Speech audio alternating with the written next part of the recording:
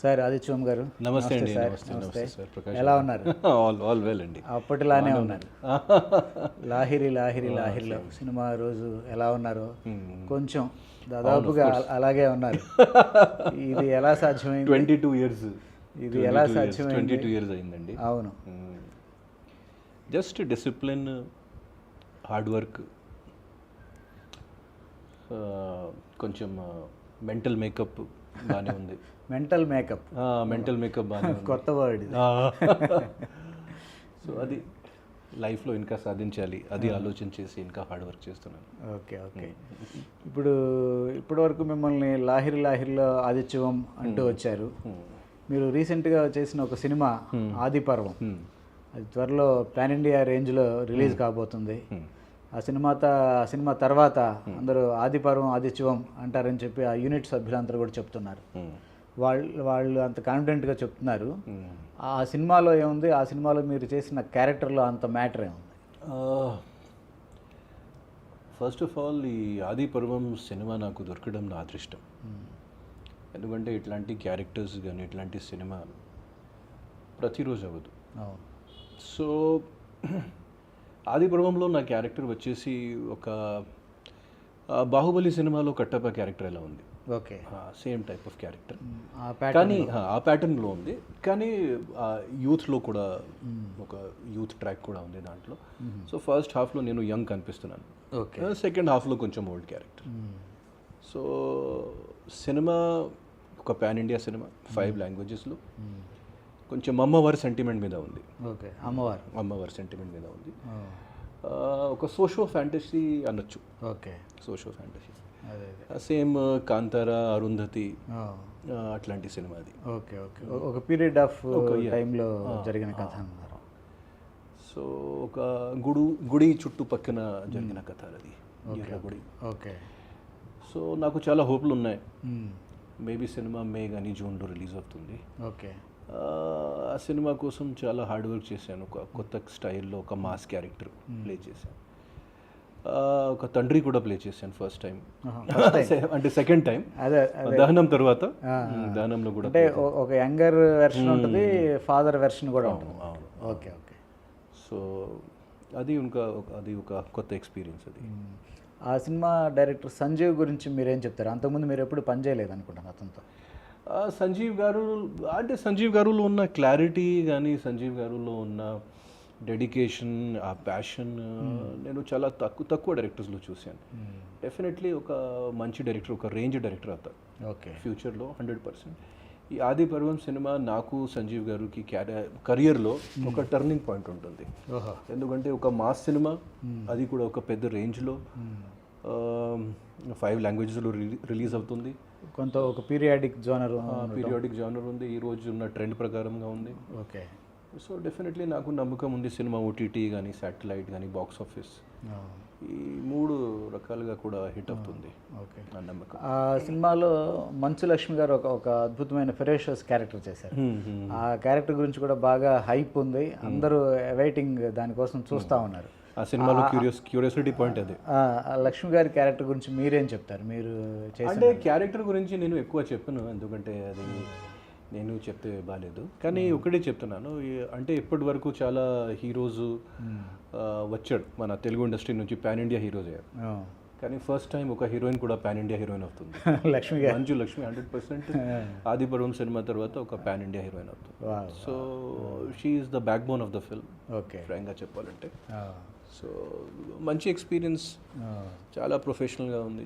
Absolutely she is lovely to work with. అదే అంటే వాళ్ళ ఫ్యామిలీ ప్రొఫెషనల్ ఫ్యామిలీ కదా సినిమాకి సంబంధించి. కానీ అన్నీ అంటే సెట్లో టైంకి రావడం, స్టంట్స్ చేయడం, రిస్క్ కూడా, అంటే విదౌట్ ఎనీ హ్యాంగప్స్, అసలు ఈగోలు కానీ ఇట్లాంటివి ఏమీ లేదు. చాలా జాలీగా, చాలా అది it was a great experience. Okay. ఇక ఆది పర్వం తర్వాత ఒక పాన్ ఇండియా తర్వాత మీరు ఎలాంటి సినిమాలు చేయాలనుకుంటున్నారు? నాకు తెలిసి మీరు రెగ్యులర్గా వారానికి 1-2 కథలు వింటున్నారు, మీతో సినిమాలు చేయాలని. హైదరాబాద్లో చాలామంది మీరు కథలు చెప్తూ ఉన్నారు, మీరు వస్తున్నారు ఎవ్రీ 15 డేస్కి. మీరు హైదరాబాద్లో షూటింగ్ లేకపోయినా కూడా వస్తున్నారు, కథలు వింటున్నారు. ఆది పర్వం తర్వాత మీరు చేయబోయే సినిమా గురించి మీరు ఎలాంటి ఊహల్లో ఉన్నారు, ఎలాంటి ఆలోచనలు? ఆది పర్వం తర్వాత బందీ వస్తుంది.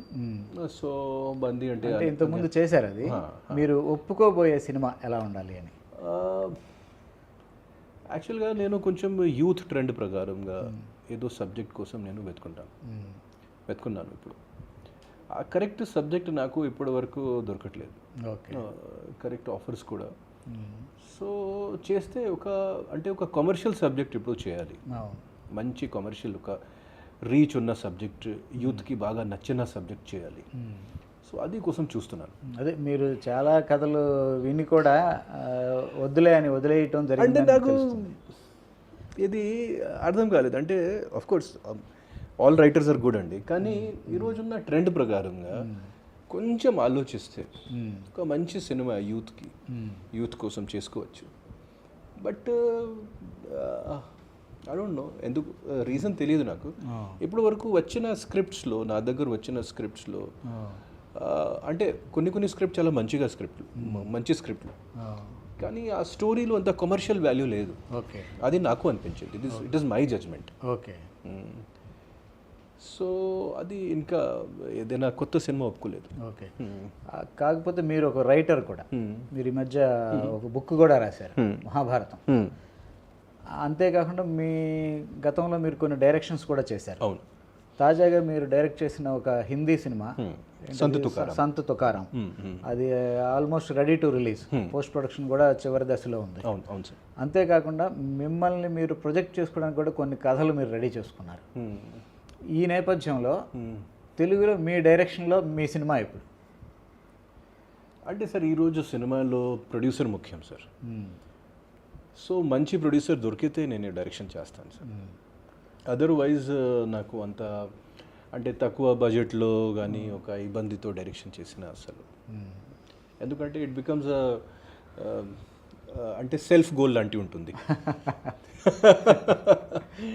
సో ఒక మంచి సెటప్, ఒక మంచి ప్రొడ్యూసర్ దొరికితే 100% I have got those scripts which can become super hits.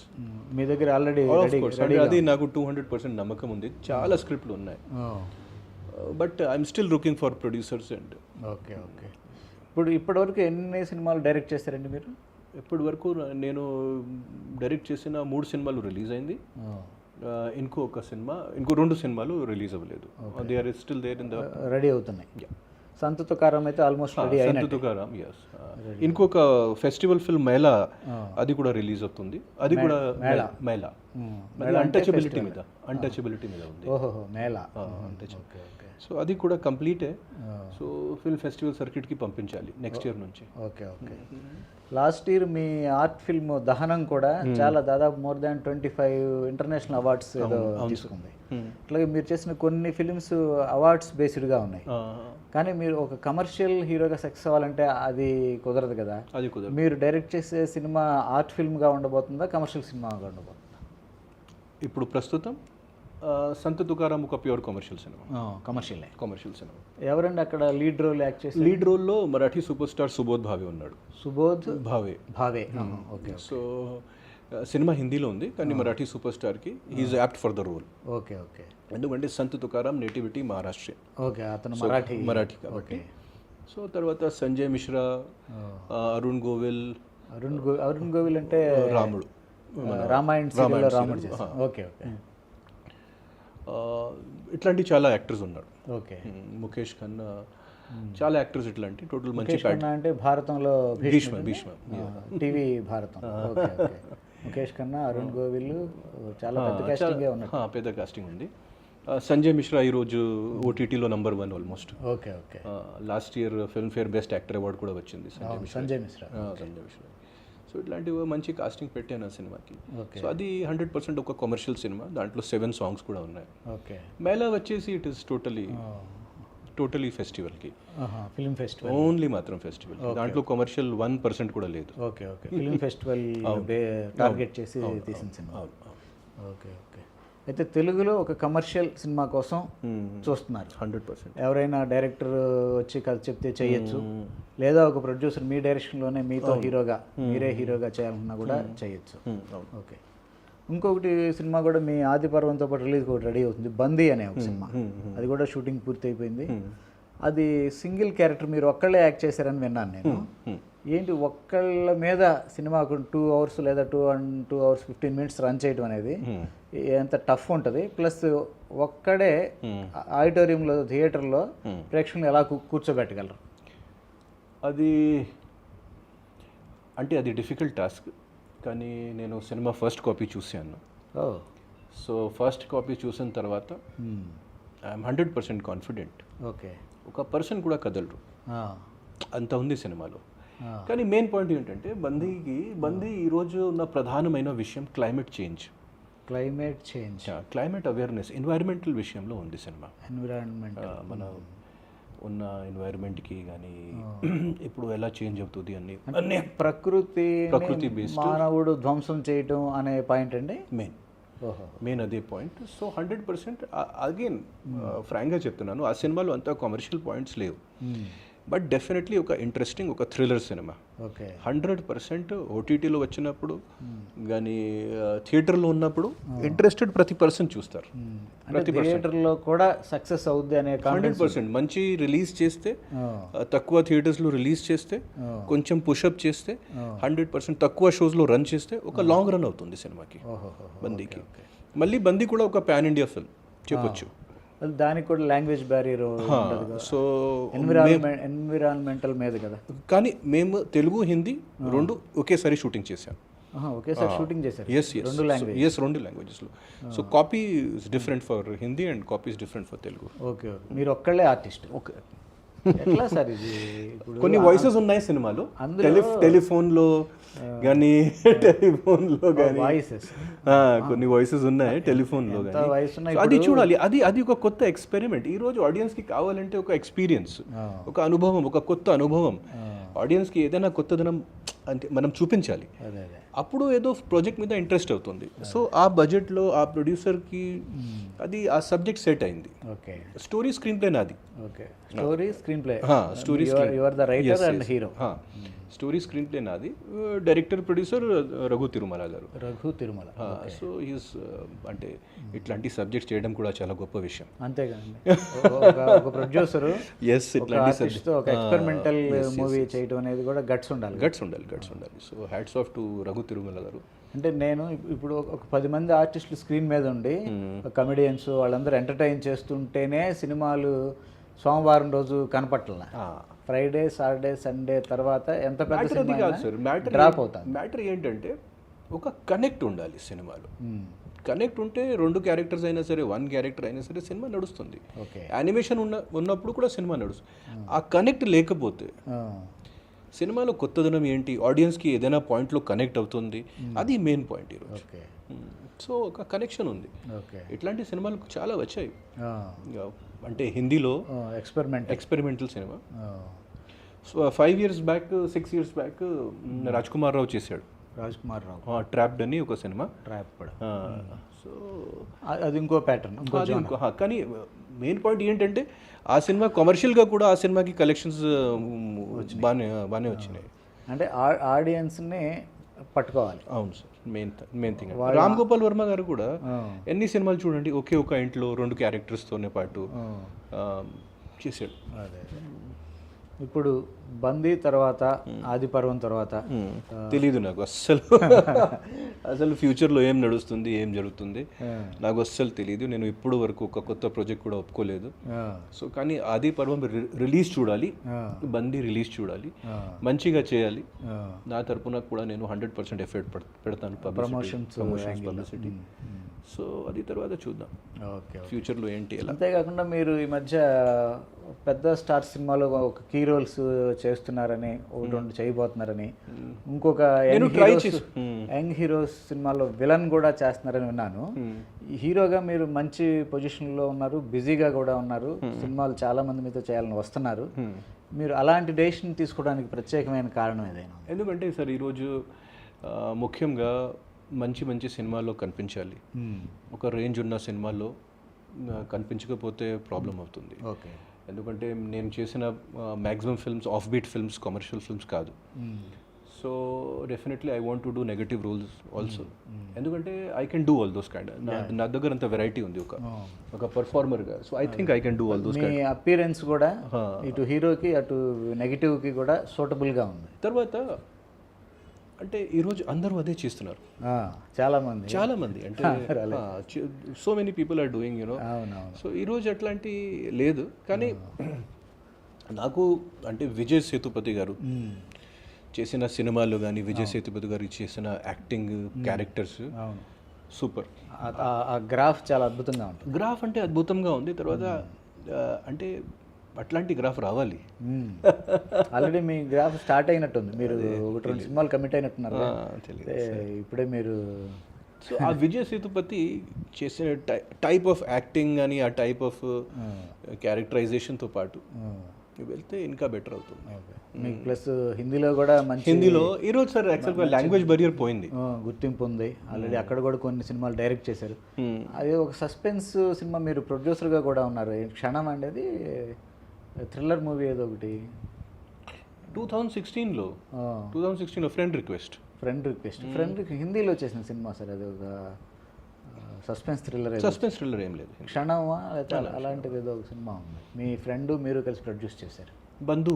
బందూక్ A genre అంటే అప్పుడు? బందూక్ థ్రిల్లర్ కాదు, బందూక్ ఒక నక్సలైట్ బ్యాక్డ్రాప్ అనుకోవచ్చు అండి. Social backdrop. హిందీ, అది ఓన్లీ హిందీ అండి. Social drama. ఓకే. అది ఓన్లీ మాత్రం హిందీలో చేశాను. ఓకే. ఇక మీ సోషల్ సర్వీస్ యాక్టివిటీస్కి వస్తే, మీరు గతంలో తెలంగాణలో ఒక 2 విలేజెస్ అడాప్ట్ చేసుకుని కొన్ని సర్వీస్ యాక్టివిటీస్ చేశారు. ఏంటి సార్ అది, ఆ యాక్టివిటీస్? ఏ విలేజ్ సార్ అది? చెరుపల్లి, కొత్తపల్లి. ఎక్కడ సార్ అది? ఈ 2 గ్రామాలు. ఇది పాత ఖమ్మం డిస్ట్రిక్ట్, ఇప్పుడు వచ్చేది Kothagudem district. Bhadradri Kothagudem district. Okay. So అక్కడ ఒక 7 years అవుతుంది నాకు. సో ఫస్ట్ ఓన్లీ మాత్రం స్కూల్స్కి కానీ పంచాయతీలకి హెల్ప్ చేసిన, అట్లా స్టార్ట్ చేశాను. ఓకే. సో స్కూల్ ఎక్విప్మెంట్స్ కానీ, అక్కడ ల్యాప్టాప్లు, స్పోర్ట్స్ ఎక్విప్మెంట్స్. నెక్స్ట్ మీరు తెలంగాణ సెలెక్ట్ చేసుకున్నారు. మీ ప్లేసు వారణాసి, లక్నో. మీరు అక్కడ మీ ఓన్ ప్లేస్లో కాకుండా తెలంగాణలో ఒక విలేజ్, అక్కడ కూడా చేస్తున్నాను. 2 villages సెలెక్ట్ చేసుకోవడం ఏమైనా ప్రత్యేకమైన? అక్కడ కూడా చేస్తున్నాను, కానీ అంత పబ్లిసిటీ నేను చేయలేదు. కానీ ఇక్కడ నేను ఎక్కువ తెలుసు కాబట్టి ఇక్కడ పబ్లిసిటీ అయింది. ఓకే. తెలుసు కాబట్టి ఆటోమేటిక్గా పబ్లిసిటీ అయింది. సో నెక్స్ట్ వచ్చేసి అక్కడ అంబులెన్సెస్ పెట్టడం, అక్కడ 2 అంబులెన్సెస్ పెట్టడం, అక్కడ డిజిటల్ సెంటర్స్. ఓకే. అక్కడ ఇప్పుడు ప్రస్తుతంలో ఒక RO వాటర్ ప్లాంట్, అక్కడ వాటర్ ప్రాబ్లం ఉంది, ఎస్టాబ్లిష్ చేస్తున్నాను ఇప్పుడు ప్రస్తుతం. ఓకే. అది కాకుండా అక్కడ ఉన్న ట్రైబల్ స్టూడెంట్స్కి హెల్ప్ చేయడం. ఓకే. మంచి స్టూడెంట్స్ ఉన్నారు అక్కడ. స్పోర్ట్స్ యాక్టివిటీస్, ట్రీ ప్లాంటేషన్, ఇది అన్నీ చేస్తున్నాను. ప్రతి year I'm trying to do at least 2 things. ఏంటండి అది? అంటే for that village, for both the villages, just I'm trying to do 2 big things. Like ఈ ఇయర్లో నాకు RO వాటర్ ప్లాంట్ పెట్టాలంటే అది టార్గెట్ ఉంది. ఇక్కడ కొత్తపల్లి. ఓకే. సో ఇట్లాంటి ప్లాన్ చేస్తున్నాను. Okay. You are from UP, Varanasi. మీ వారణాసి ఎంపీ గారు ఎలా పనిచేస్తున్నారు? ఆయన పనితీరుకి మీరు ఎన్ని మార్కులు వేస్తున్నారు? ఎంపీగా 10 out of 10. ఎంపీగా 10 out of 10. ఎందుకంటే వారణాసి ఎంతకు ముందు కూడా ఒక స్పిరిచువల్ సెంటర్, ఒక వరల్డ్ సెంటర్. నేను అంటే I'm looking at it. But last 6-7 yearsలో ఒక డెవలప్మెంట్ కానీ, అక్కడ స్పిరిచువల్ హెరిటేజ్ కానీ, అక్కడ ఉన్న ఆ రీచ్ కానీ, పబ్లిసిటీ కానీ ఒక వేరే లెవెల్లో ఉంది. Okay. So that is amazing. Local రెవెన్యూకి కానీ, లోకల్ ఎంప్లాయ్మెంట్కి కూడా బాగా ప్లస్ అయింది. So it's great. మీ వారణాసి ఎంపీ గారే ఈ దేశానికి ప్రధాని మోడీ గారు. ప్రధానిగా ఆయన వర్క్కి మీరు అయ్యో sir, is doing great, is doing great, and even the previous prime minister was great. So previous కూడా ఆయనే ప్రైమ్ మినిస్టర్, అంటే Congress prime minister was also great, and Modi is also doing good job. నేను రాజకీయం సైడ్ మీరు ఎందుకు నాకు లాగేస్తున్నారు దాదా? ఎందుకు లాగేస్తున్నానంటే అది కూడా చెప్తాను. మీకు ఇండియన్ పాలిటిక్స్ మీద చాలా గ్రిప్ ఉంది, చాలా ఎథెంటిక్ అవేర్నెస్ ఉంది మీకు. మీరు ఒక సందర్భంలో మనం ప్రైవేట్గా మాట్లాడుకునేటప్పుడు ఒక చెప్పాను, అది నిజమైంది. ఒకటి చెప్పారు మీరు, ఒక వ్యక్తి అరెస్ట్ కాబోతున్నాడు, ఒక 10 daysలో అరెస్ట్ చేస్తారు అని చెప్పారు మీరు. మీరు చెప్పిన 10 days లోపు 9 daysకో 8 daysకో అతన్ని అరెస్ట్ అది కాకుండా ఈ తెలంగాణ ఎలక్షన్స్ ముందు కూడా ఇక్కడ ఉన్న ఫ్రెండ్కి నేను చెప్పాను రిజల్ట్ ఏమవుతుంది. అవును, మీ సోర్స్ ఏంటి సార్ అసలు? మీ సోర్స్ అంటే ఫిలిం పర్సనాలిటీగా పాలిటిక్స్లో మీకున్న అవగాహన నేషనల్ వైడ్గా నేను రైటర్స్కి, క్రియేటివ్ పర్సన్స్కి సెన్సిటివిటీ ఎక్కువ. సెన్సిటివ్ కరెక్ట్ సార్, అవేర్నెస్కి సెన్సిటివిటీ సార్. అంటే ఒక వైబ్రేషన్ సార్, ఒక అట్మాస్ఫియర్లో, ఒక వాతావరణంలో ఒక వైబ్రేషన్ నడుస్తుంది అప్పుడు. అది చూస్తాను. ఓకే, నెక్స్ట్ నేను కూడా రైటర్, సో ఏం జరుగుతుంది అది ఒక రైటర్ పాయింట్ ఆఫ్ వ్యూలో చూస్తే, రెగ్యులర్గా మీరు న్యూస్ ఏదైనా న్యూస్ ఒక రైటర్ పాయింట్ ఆఫ్ వ్యూలో చూస్తే, ఇప్పుడు ఒక పర్సన్ ఒక స్టోరీ క్రియేట్ చేస్తున్నారు, సో ఆ స్టోరీ కోసం ఏమేం చేయాలి, సో ఒక రైటర్ వైపు చూస్తే అది అర్థమవుతుంది ఎవరికి నెక్స్ట్ ఏం నడుస్తుంది. కానీ ఎవరికి రేపు ఏమవుతుంది ఎవరికి తెలియదు అసలు. ఒక అసెస్మెంట్, ఒక రఫ్ వస్తుంది. ఈ అసెస్మెంట్తో, ఈ వైబ్రేషన్తో, ఈ చుట్టూ ఉన్న వాతావరణాన్ని మీరు అబ్జర్వ్ చేస్తున్నారు ఇండియా వైజ్గా ఎవ్రీడే. కమింగ్ ఎలక్షన్స్లో కేంద్రంలో ఏ పార్టీ అధికారంలో రాబోతుంది అనుకుంటున్నారు సార్?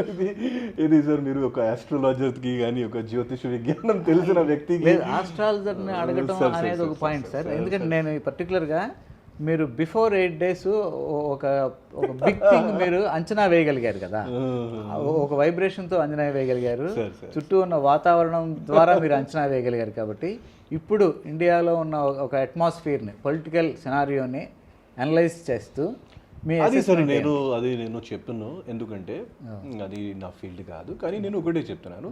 ప్రతి ఎలక్షన్లో నేను ఒక ఎంథ్యూజియాజం కానీ, ఒక జోష్ కానీ అది చూశాను. ఈసారి ఎలక్షన్స్ చాలా డల్గా నడుస్తుంది. ఓకే, అసలు ఎలక్షన్స్ కూడా ఉంది, అది కూడా ఒక బయట చూస్తే అంత అనిపించలేదు, ఆ మూడ్ కనపడలేదు. సో అది టీవీ పెడితే ఆ మూడ్ అంతా అదే. టీవీలో సార్, టీవీ ఇప్పుడు ఇండియాలో అంటే లాస్ట్ 10 years నుంచి ప్రతిరోజే ఎలక్షన్స్, ప్రతిరోజు ఏదైనా ఒక స్టేట్లో ఎలక్షన్, ఒక స్టేట్లో ఇది. సో అది కూడా ఒక, కానీ పబ్లిక్లో ఆ మూడ్ లేదంటారా? పబ్లిక్లో అసలు పబ్లిక్ ఇస్ సైలెంట్ అండి. అది 4th June తెలుస్తుంది. Public is silent.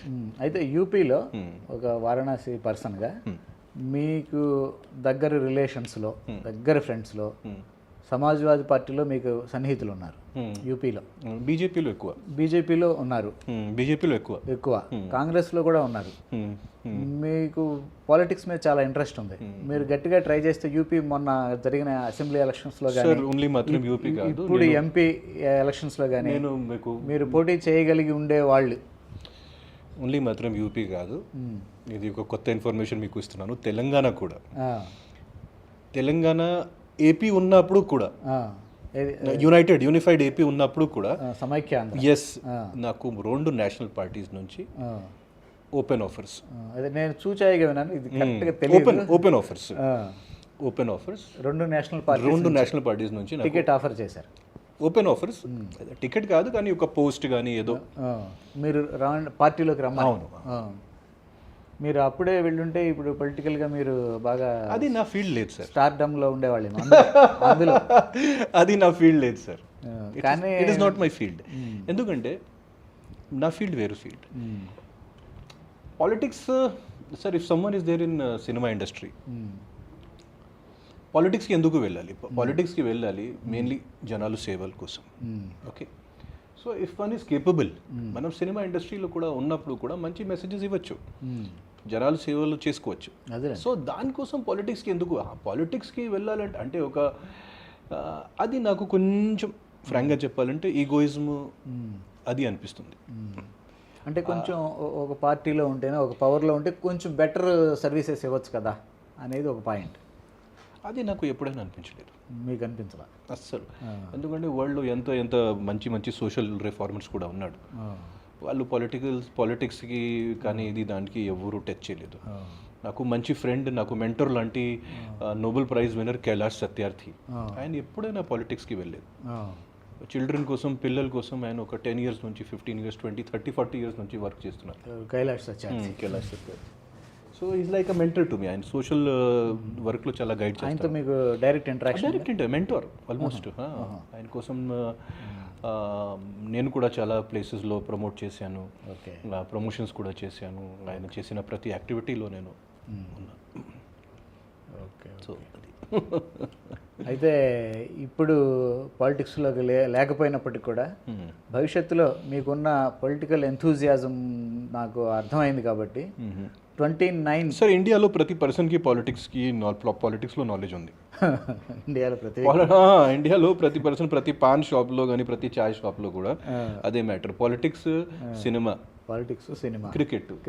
సో మీరు కానీ నాకు సార్, ఎందుకంటే నేను చాలా దగ్గర నుంచి చూశాను sir, because my father was government job. So నేను పాలిటీషియన్స్కి చాలా క్లోజ్గా చూశాను. అదే అందుకే నేను అడుగుతున్నాను. చాలా, అది నాకు అసలు కొంచెం ఫ్రాంక్గా చెప్పాలంటే ఒక రివల్షన్ ఉంది. నాకు అట్రాక్షన్ ఏం లేదు. కానీ మీరు చాలా అవేర్గా ఉంటారు. చాలా పర్సన్స్ ఉన్నాడు కదా సార్, అనలిస్ట్ కానీ, అబ్జర్వర్స్ కానీ, ఇది కానీ చాలా పర్సన్ ఉన్నాడు. సో అది ఈ ఇయర్ 24లో మీ ఆదిపర్వం రిలీజ్ అవుతుంది, బందీ రిలీజ్ అవుతుంది. దాదాపు 1 month గ్యాప్లో 2 రిలీజ్ అవుతాయి.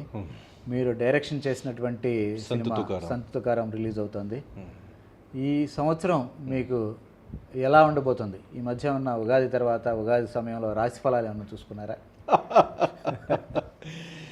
నాకు ఈ జాతకంలో కానీ రాశి ఫలంలో అసలు 1% నమ్మకం కూడా లేదు అస్సలు.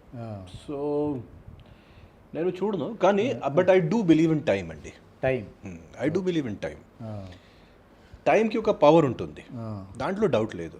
దాని పేరే ఏదో గ్రహాలను ఇంకోటి ఏదో చెప్తాం, రాశి ఫలాలు అంటాం, లేదా జాతకం అంటాం. దాన్ని నేను ఎందుకు చెప్తున్నాను సార్, నా డాడీకి ఈ అన్నిట్లో దాంట్లో చాలా నమ్మకం. మీ ఫాదర్కి బాగా నమ్మకం అంటే మామూలుగా లేదు. ఆయన ఐఏఎస్ సర్వీస్ అండి. సో అంటే ఇండియాలో ఉన్న ప్రతి ఆస్ట్రాలజర్ దగ్గర, ఇండియాలో ఉన్న ప్రతి అంటే ఒక పెద్ద టాప్ మోస్ట్ ఎవరైనా అంటే తాంత్రికులు అందరి దగ్గర ఆయన కన్సల్ట్ చేసిన వాళ్ళు, టాప్ 10 అనుకోవచ్చు. కన్సల్ట్ చేసిన ప్రతి పర్సన్కి కన్సల్ట్ చేసిన వాళ్ళు. మీ ఫాదర్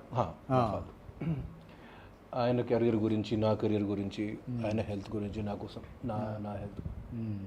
ఒకటే నేను చూశాను, వాళ్ళు చెప్పిన అస్సలు రివర్స్ అవుతుంది.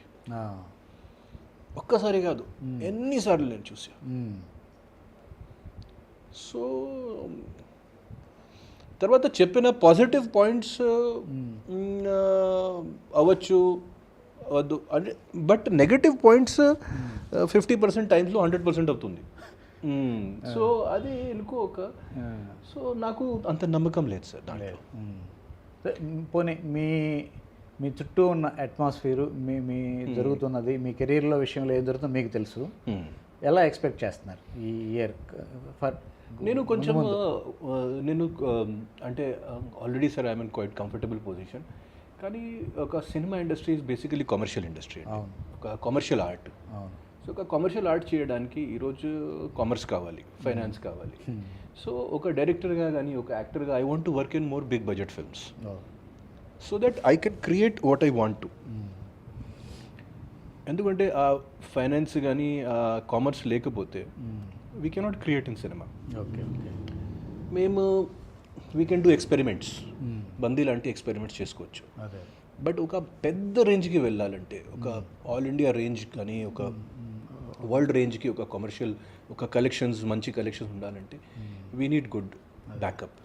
ఈ సంవత్సరం వెళ్తారు స్టార్స్ సినిమాల్లో కూడా ఎంటర్ అయ్యారు కాబట్టి అవుతున్నారు so that is what I want that ఇది ఒక స్టెప్పింగ్ స్టోన్ లాంటిది దిస్ ఇయర్ 2024.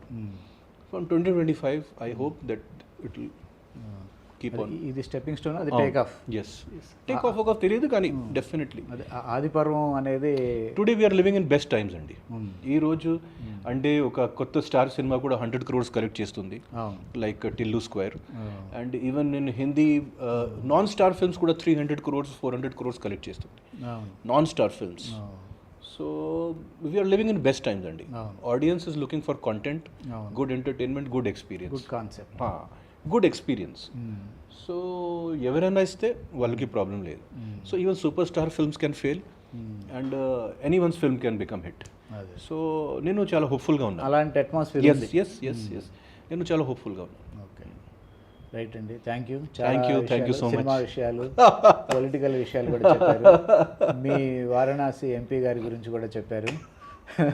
ఇదండి ఆదిత్యవం గారితో rare talk show with RDS కార్యక్రమం. మరోసారి మరొక రేర్ గెస్ట్తో మళ్ళీ కలుసుకుందాం. Thank you very much. Thank you sir. Thank you అండి.